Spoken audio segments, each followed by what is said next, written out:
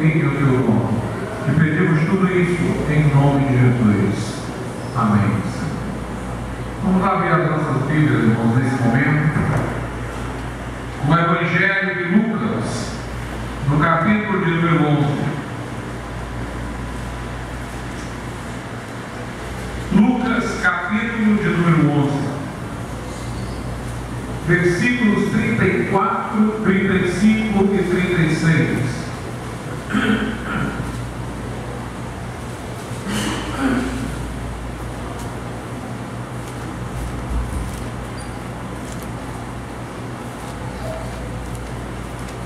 Diz assim: a candeia do corpo é o olho. Sendo, pois, o teu olho simples, também todo o teu corpo será luminoso.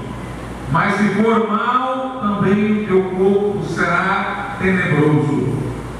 Vê, pois, que a luz que em ti há não sejam trevas. Se, pois, todo o teu corpo é luminoso, não tendo em trevas parte alguma, todo será luminoso, como quando a candeia te ilumina com o seu resplendor. Poder sentar. Jesus aqui fala uma palavra, irmão, que pode gerar uma certa dúvida naqueles que leem o texto. Ele faz alusão a olho simples. Em Mateus é dito assim: se o teu olho for bom, mas aqui diz: se o teu olho for simples. Na verdade, os evangelistas não se contradizem, mas se complementam. Olho bom porque é dirigido a um bom objetivo, porque estando numa boa direção. E simples por quê, pastor? Simples é o contrário de complexo. O simples é unidirecional, não é multifocal, não é disperso, é centrado. Uma coisa simples é uma coisa que não é complexa, que é reduzida a uma única direção. O olho simples ou o olho bom é o olho dirigido na coisa correta ou para a coisa correta, e é o olho que está focado unicamente nesta coisa. Na verdade, o olho aqui é uma metáfora, diz respeito àquilo a que damos atenção, aquilo que contemplamos, não apenas com a vista física, o que contemplamos com a atenção do coração, aquilo que cativa a nossa atenção, que ganha o nosso coração, que ganha a nossa devoção. Portanto, meus amados irmãos, nós devemos ter os olhos numa direção correta, devemos, encontrando aquilo que deve ser objeto de nossa contemplação, fixar os olhos e não nos distrairmos nem para a direita nem para a esquerda. Não devemos dividir a nossa atenção, a devoção do nosso coração com múltiplas coisas, mas sendo o nosso olhar simples, ele tem um único ponto em que foca. Ele tem um único objetivo a que se dedica, e nós sabemos em quem devemos pôr neste sentido os nossos olhos: em Jesus. Lá em Hebreus 11 diz: fitando os olhos no autor e consumador da nossa fé. Lá discorramos a carreira que nos está proposta, deixando todo o embaraço e o pecado que tão de perto nos rodeia, fitando os olhos no autor e consumador da fé. Hebreus 12, se disse 11, me corrijo agora. Então nós temos que fitar os olhos em Jesus, correr tendo em vista Jesus como alvo, como destino, e sem permitirmos que coisas no percurso venham a nos embaraçar ou nos assediar. A Bíblia diz que enquanto contemplamos a glória do Senhor, nós somos transformados de glória em glória na mesma imagem, segundo aos Coríntios capítulo 3. Então nós devemos, segundo lá diz o texto, contemplar, focar a glória de Cristo.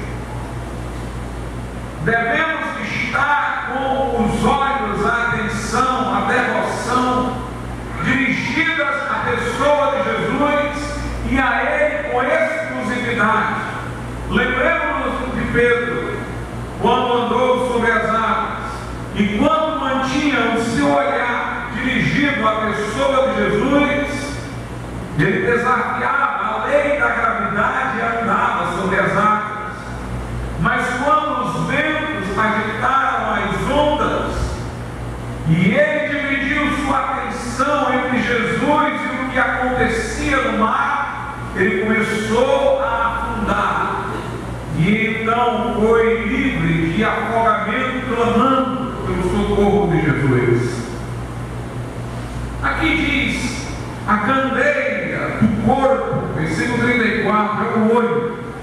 Sendo, pois, o teu olho simples, também todo o teu corpo será luminoso. O corpo aqui representa a nossa vida como um todo. O olho que é o corpo, no sentido de que você olhando para uma direção e decidindo ir a ela, você leva o seu corpo consigo. No sentido metafórico aqui, o objetivo da nossa vida comanda todas as nossas ações. Nós agimos em função daquilo que é o objetivo das nossas vidas. Nós nos emocionamos com umas coisas e não com outras, em função de estas coisas serem ou não o objetivo de nossas vidas.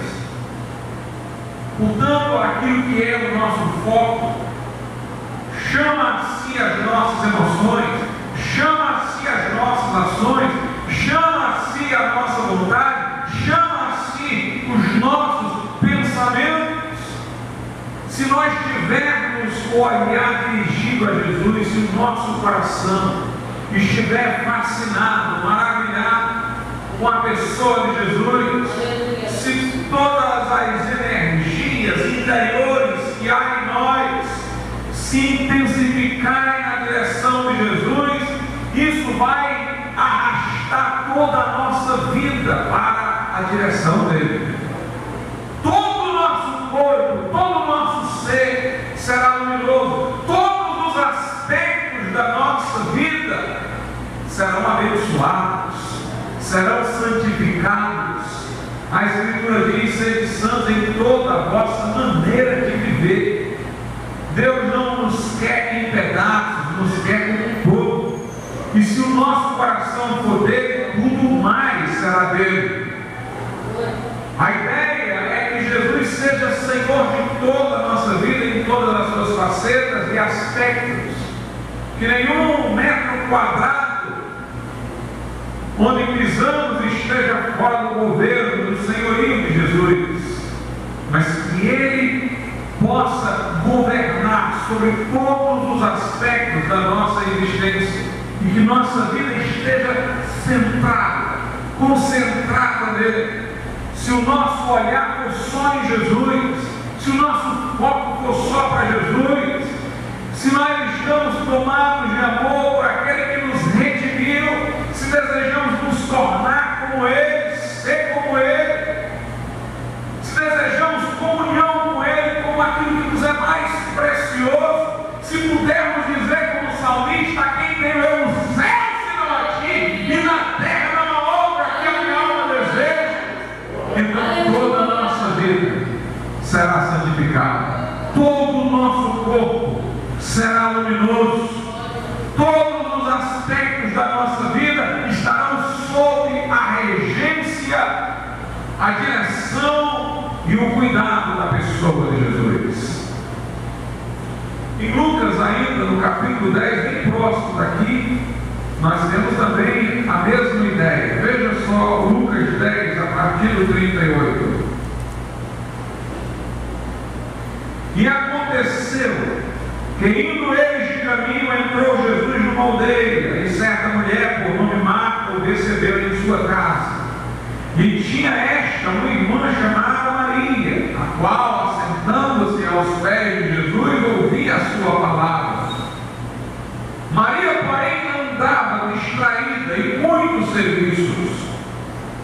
Note, ela não tinha um olhar simples. Claro que nós temos as nossas ocupações diárias, mas devemos pô-las sob a regência de Jesus, e naquele instante Jesus, em sua casa, deveria receber a primazia e tudo mais, deveria ser secundário, mas ela continuava em seu serviço até para com eles estar a serviço de Jesus. Mas naquele momento não era um momento de ocupação, era um momento de contemplação, mas ela se ocupava em seus afazeres. Marta, porém, andava distraída em muitos serviços, e aproximando-se disse: Senhor, não se te dá de que minha irmã me deixe servir só? Diz-lhe que me ajude. Às vezes, irmãos, nós estamos pretendendo servir a Cristo, mas estamos apenas buscando ser úteis e não fazendo algo por amor a Ele. Estamos apenas num ativismo religioso. Não paramos para lhe dar a oportunidade de falar as nossas vidas e dizer como Ele quer que o sirvamos. Marta era desse tipo, ela sequer parava para ouvir Jesus e saber que modo Ele desejava que ela o servisse. Ela se agitava nos seus afazeres, deliberações de iniciativa própria, e ainda reclamava de Maria, que estava aos pés do Senhor. Diz-lhe que me ajude, versículo 41. E respondeu Jesus, disse: Marta, Marta, estais ansiosa e preocupada com muitas coisas. Faltava o olhar simples. Ela estava ocupada com muitas direções, mas uma só é necessária. E Maria escolheu a boa parte, a qual não lhe será tirada. Um olhar unidirecional, focado apenas em Jesus, não dividido, não multiplicado, mas um olhar simples para a pessoa do Senhor Jesus Cristo. Era isso que naquele momento era necessário, que Marta não o compreendera, distraída com muitas coisas. Houve um sermão de John Wesley, no século XVIII, chamado Contra a Dissipação. Dissipação, na visão de Wesley, era exatamente isso. Era você não estar com toda a sua atenção concentrada no mestre, mas você está dividido entre muitas devoções, entre muitas atenções. E ele lembrava os místicos cristãos que na Idade Média fizeram a diferença entre introversão e extroversão. Extroversão é viver para fora. E aqui nesse mundo, do lado de fora, nós temos muitas coisas que estão tentando cativar a nossa atenção. Nós temos toda uma indústria do entretenimento querendo lhe arrastar para ficar imerso no lazer e perder a devoção a Cristo. Nós temos inúmeras outras coisas, a fascinação das riquezas, dos prazeres efêmeros. E diziam os místicos, Wesley lembrava, que nós não deveríamos ficar entregues à extroversão, mas deveríamos nos voltar para a introversão. A introversão seria voltar para dentro de nós mesmos para ouvir a voz de Deus que está falando no nosso íntimo. Quando nós vivemos para fora, a voz de Deus se torna cada vez mais baixa por causa do barulho externo. Nós perdemos a boa audição do que Deus está falando. Mas quando nós entramos dentro de nós mesmos, lá onde Deus habita, porque somos templo do Espírito Santo, nós podemos ouvir mais claramente, mais audivelmente a voz de Deus. Aliás, Wesley nessa oportunidade lembrou o Clube Santo, porque embora soubesse que naquela época ainda não era um convertido, já naquela época mostrara profundo interesse em servir a Deus com intensidade e inteira dedicação. E todos que compunham aquele grupo na Universidade de Oxford, que eu acompanhava em estudos bíblicos, em testemunhos, em autoexame, em orações, todos eles buscavam a mesma coisa, uma devoção integral a Deus. E aquele movimento do Clube Santo tornou-se mais adiante a semente do movimento metodista, que trouxe um impacto do céu sobre a Inglaterra, sobre os Estados Unidos, um avivamento poderoso, como nos dias apostólicos, porque pessoas jovens estavam sedentos de Deus. Eles eram zombados na Universidade de Oxford quando passavam, quando caminhavam, zombados pela sua devoção, chamados de Santa Mão. Por isso que o clube foi chamado Clube Santo. Não foi o nome que eles próprios deram, mas que os zombadores deram, por vê-los desejosos de perfeição, de busca de uma comunhão mais alta com Deus. Meus irmãos, nós precisamos de pessoas assim nos dias de hoje. Nós precisamos de jovens com essa vontade de servir a Deus, com esse coração apaixonado, com essa fé vibrante, com essa consagração integral. Jovens com o coração atento para servir o Mestre. São pessoas assim que vão abalar este país, que vão ser instrumentos para um poderoso avivamento espiritual.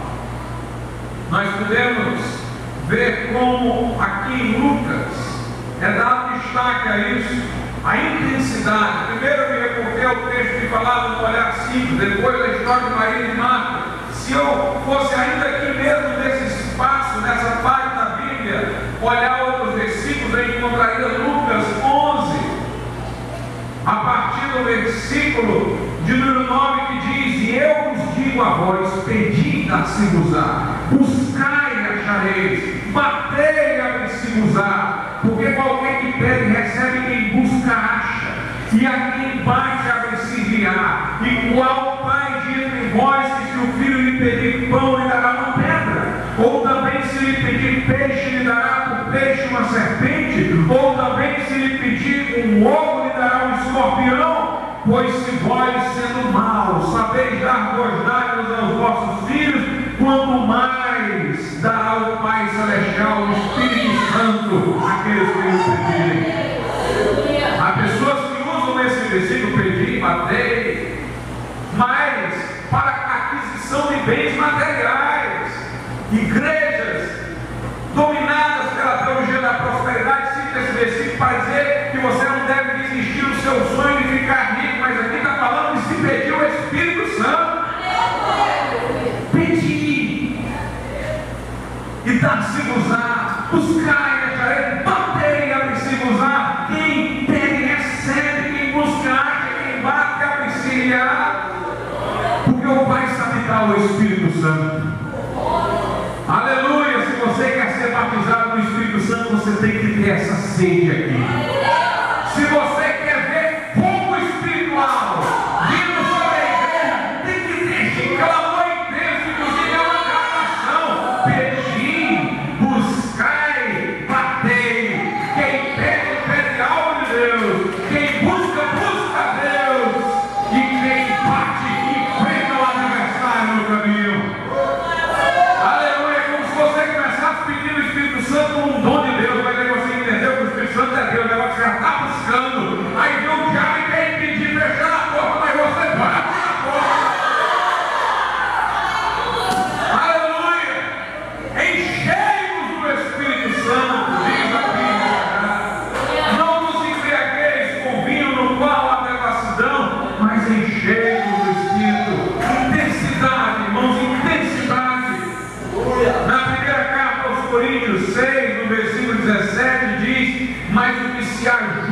com o Senhor é um mesmo espírito com Ele.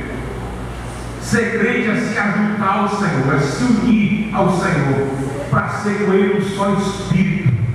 Pense nisso, que união profunda, sermos com Jesus um só espírito. A Bíblia diz em Gálatas 5 e 6, em Cristo Jesus não vale a circuncisão nem a incircuncisão, mas sim a fé que opera pelo amor. Recentemente eu preguei sobre isso numa igreja. Existem duas fés, uma intelectiva e uma que é afetiva. A fé intelectiva, intelectual, é aquela em que a pessoa não sai de si mesma, ela traz aquilo em que acredita para dentro de si.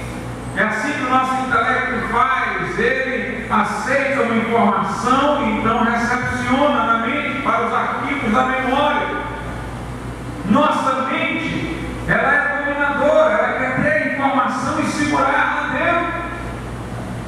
Mas no caso do afeto é diferente. No afeto você não traz a coisa para dentro da sua mente ou para dentro de si, você é que sai de si e vai até aquela coisa. O afeto reivindica e entrega.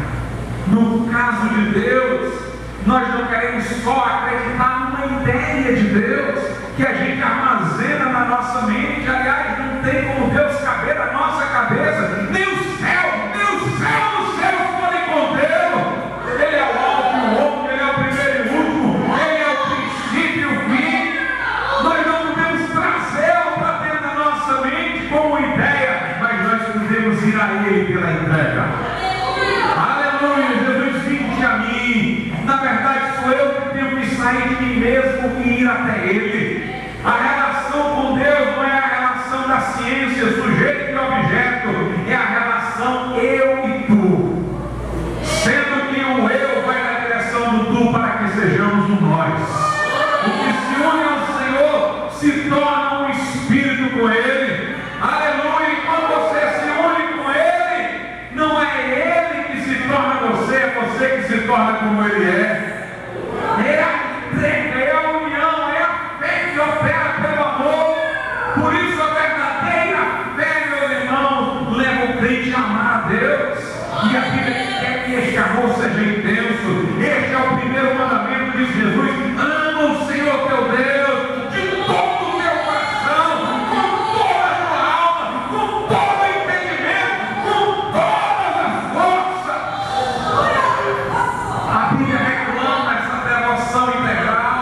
Tudo que tem fôlego, a Bíblia diz: louve ao Senhor, bendiga a minha alma ao Senhor, e tudo que é em mim, bendiga o seu santo nome. Ama o Senhor teu Deus de todo o teu coração, com toda a tua alma, com todas as tuas forças.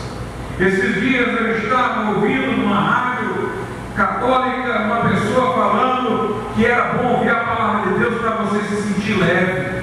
Ou seja, as pessoas hoje veem, irmãos, Deus como um meio para elas alcançarem bem-estar psíquico, às vezes um bem-estar material, mas na verdade Deus é a nossa porção e a nossa herança. Ele é o fim em si mesmo. Nós não queremos alguma coisa de Deus, nós queremos a Deus.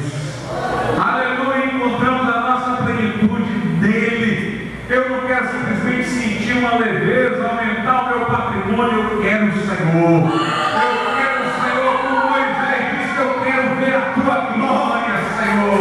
Eu quero ver a tua glória. Aleluia. É disso que nós, na verdade, precisamos. A Bíblia Sagrada diz assim na primeira carta aos Coríntios, capítulo de número 7. 1 aos Coríntios 7, a partir do versículo de número 29. Isto, porém, vos digo, irmãos, que o tempo se abrevia. O que resta é que também os que têm mulheres sejam como se não as tivessem, e os que choram como se não chorassem, e os que folgam como se não folgassem, e os que compram como se não possuíssem, e os que usam deste mundo como se dele não abusassem, porque a aparência deste mundo passa. O tempo se abreviava porque brevemente viria a perseguição do Império Romano através de Nero.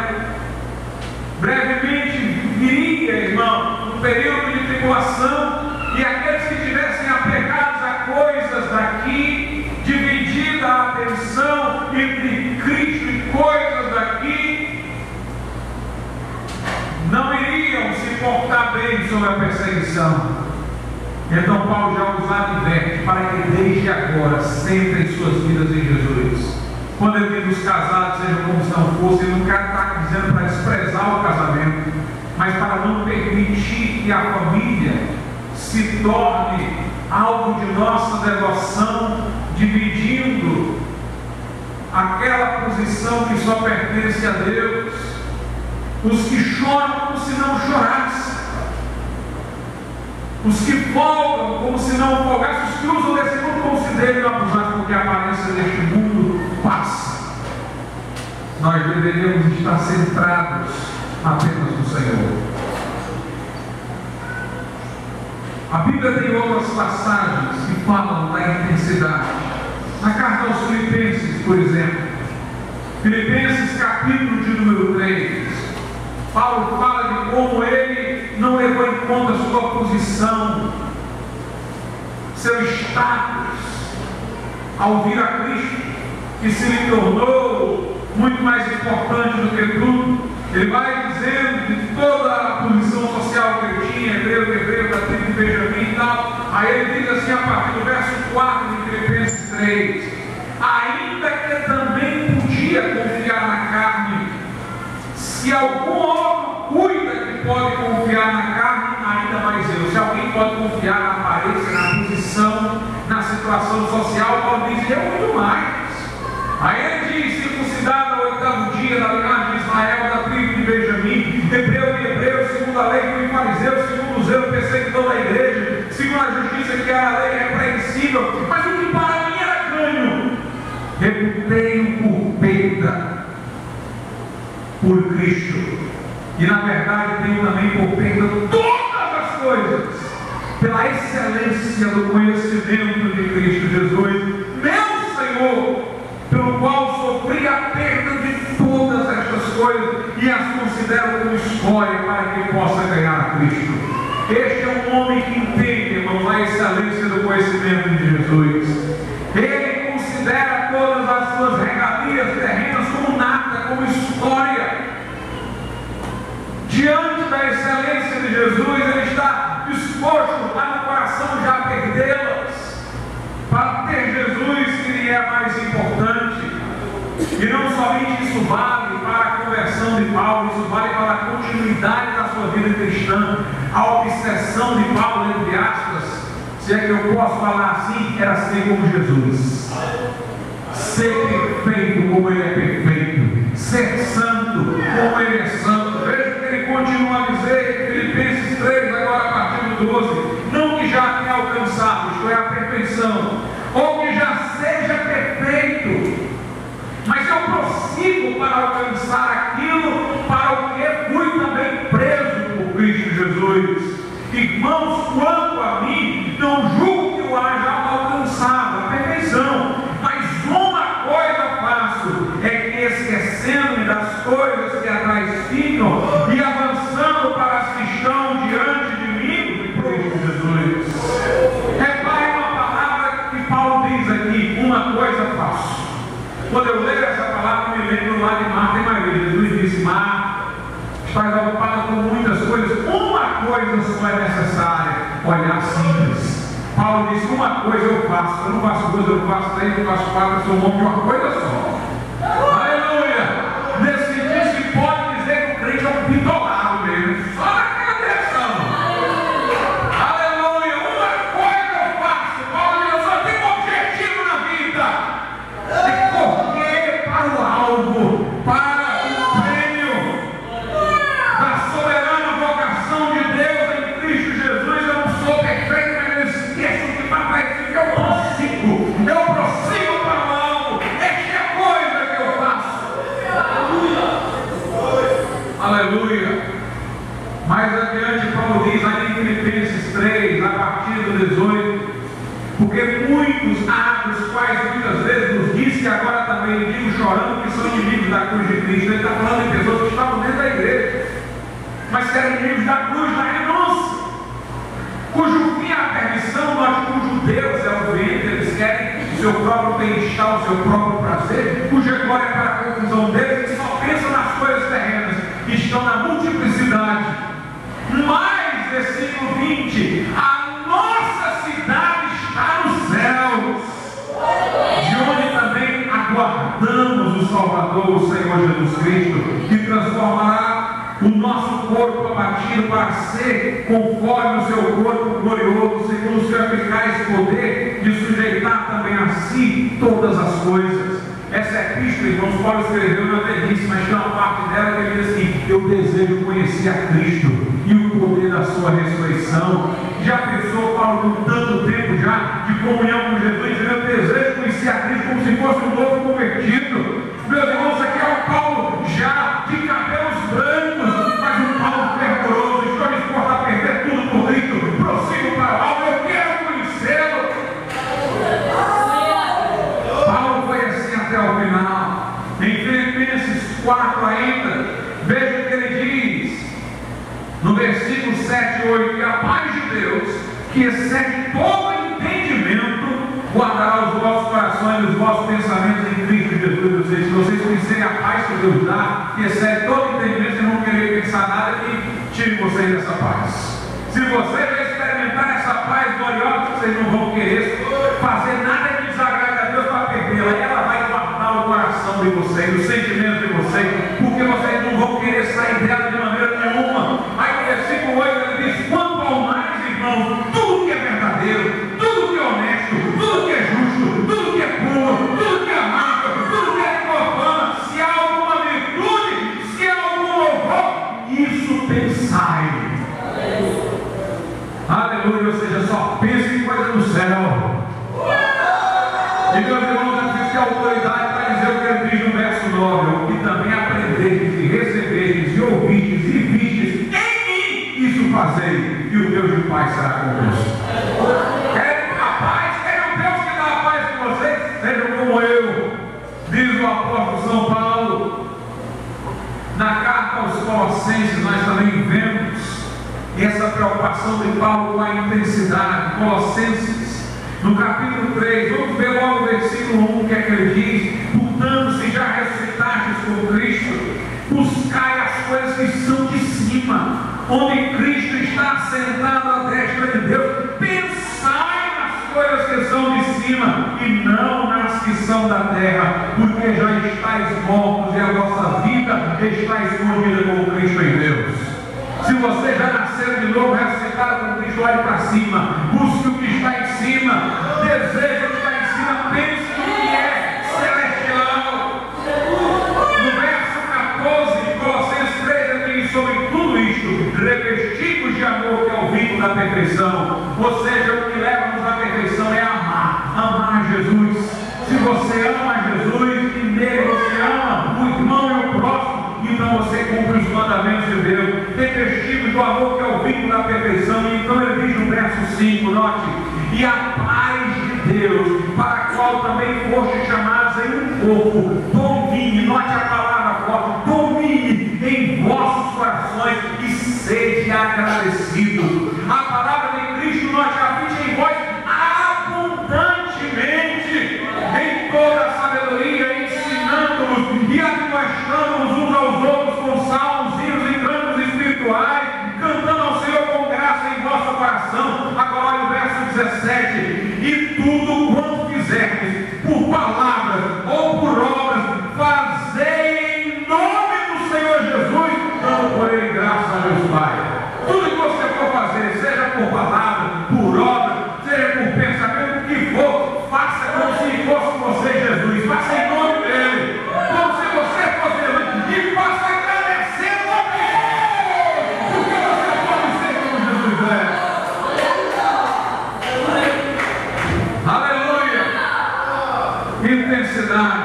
Vamos para a carta aos Tessalonicenses, primeira carta de Paulo aos Tessalonicenses, no capítulo de número 5. 6, Paulo diz assim: regozijai-vos sempre. Ou seja, creio que você tem a obrigação de se alegrar no Senhor noite, dia e noite. Pastor, o crente não fica triste, não fica, mas Paulo diz: toda passagem, entristecidos e sempre alegres. Mesmo quando o crente está triste, ele tem alegria. Ele está triste com alguma coisa que sofreu, com algum pecado que cometeu, que ele está se arrependendo, senão a tristeza permanece. Mas ele pode se alegrar no perdão de Deus. Ele pode se alegrar no Deus que está com ele no vale da sombra da morte. É sua obrigação de cristão, em meio à tribulação e à dor, não ficar vendo só a tribulação e a dor, mas ver o Consolador que foi enviado para estar junto de você. É sua obrigação lembrar que em meio à dor, o Senhor é a rocha que está lhe mantendo ainda de pé.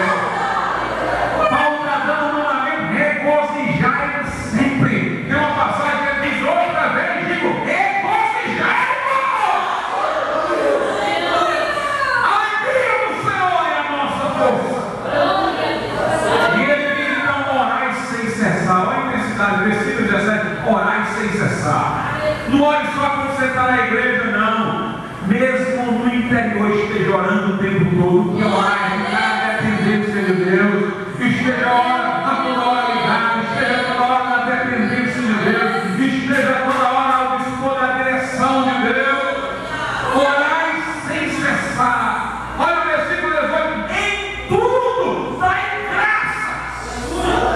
Agradeça a Deus em toda situação, porque esta é a vontade de Deus em Cristo Jesus para convosco. Não extingais o Espírito, não apagueis o Espírito Santo. Você já tem a fogo espiritual, meu irmão. Tenha fogo do Espírito no seu coração. No versículo 23 ele diz: o mesmo Deus de paz vos santifique em tudo, e todo o vosso espírito, e alma, e corpo sejam plenamente conservados e irrepreensíveis para a vida de nosso Senhor Jesus Cristo. Pastor, é possível isso? Lê o versículo 24: fiel que nos chama, o qual também o fará.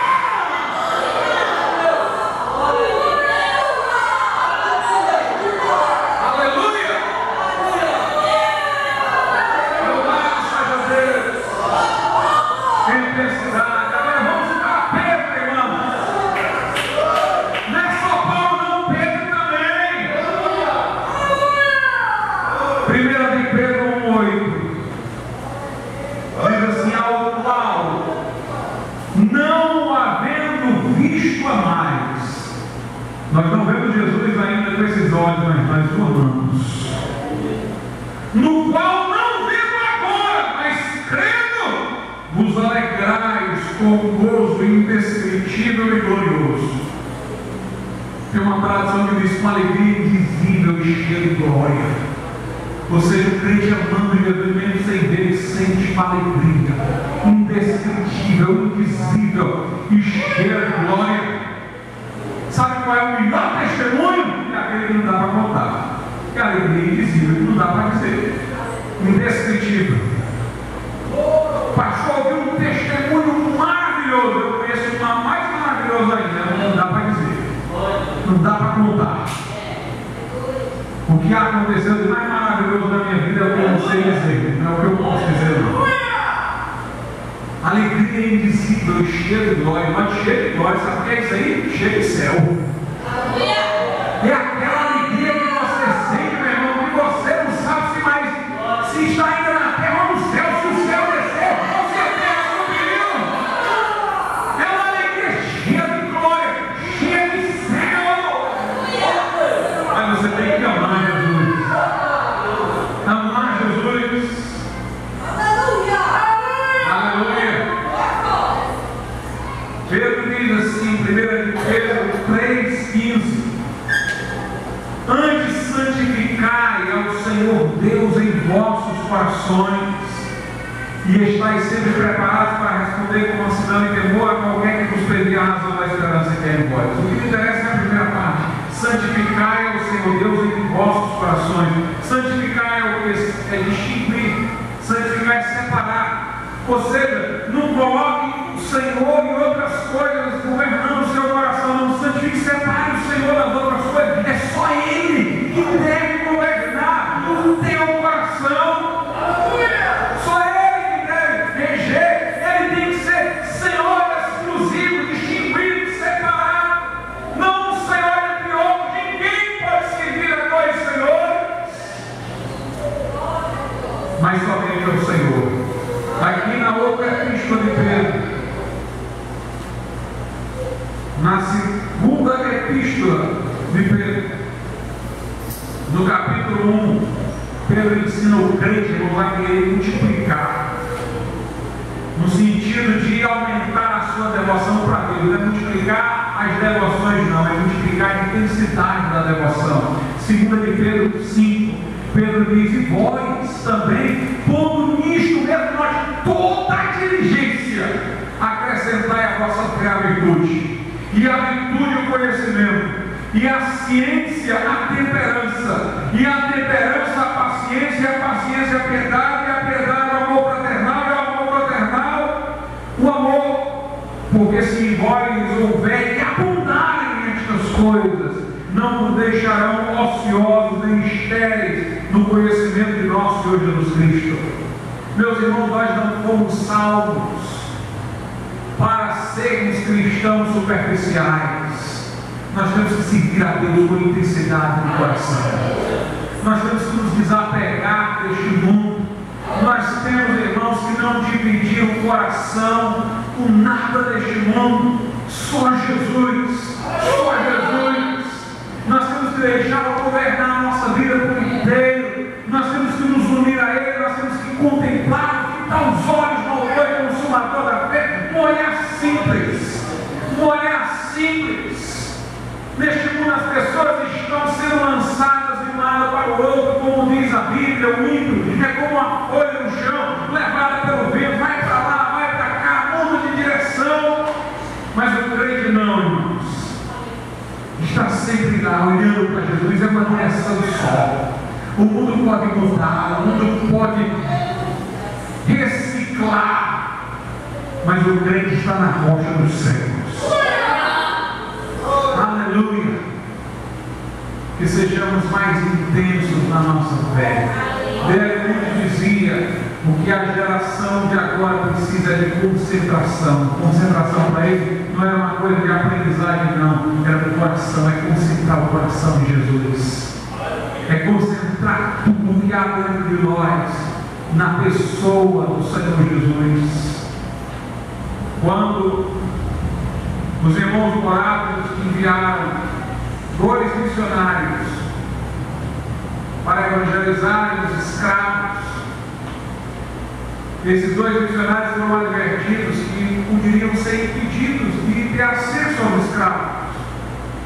Mas eles disseram: se for possível, nós vamos nos entregar para sermos escravos, embora eles nem fossem negros, fossem brancos, mas nós vamos nos entregar para ser escravos, para ter a chance de evangelizar. E quando eles saíram, eles passaram por alguns lugares, contaram o que iam fazer, e muita gente dizia: vocês são loucos, que loucura é essa? Mas encontraram uma irmã de posses que os abençoou financeiramente, dando recursos para que fizessem a viagem. E essa irmã, que poderia muito bem tê-los compreendido como loucos, ela disse, quando eles contaram o que estavam dispostos a fazer, ela disse: muito bem, Jesus é digno de toda a vossa devoção. É digno de que vocês façam tudo por Ele. Aleluia! Quando John Wesley foi para os Estados Unidos como missionário, Susana Wesley disse: se eu tivesse 1000 filhos, eu queria que todos fossem missionários. Todos eu entregaria para fazerem a obra de Deus. Quando o general Bob Exército da Salvação era velho, um homem perguntou a ele: qual o seu sucesso?